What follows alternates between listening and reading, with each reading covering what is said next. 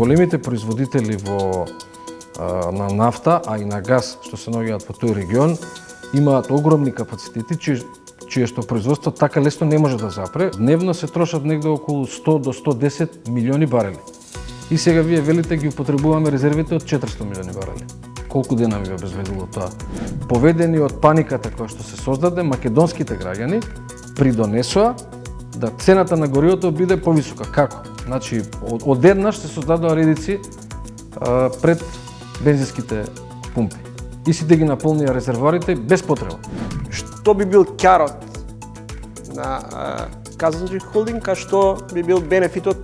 Прво, Македонија ќе добие доволна количина на природен газ како ресурс, за да може на долгорочно ниво да постигне стабилни и предвидливи цени. Дали тоа значи дека може да се очекува да имаме и фиксна цена?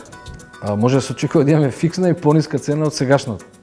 Ако немаме култура, не можеме да обстоиме како нација. Не можеме да обстоиме како држава. И културата придонесува нешто за човекот. Дали денес може да кажете дека платата ви е мизерна?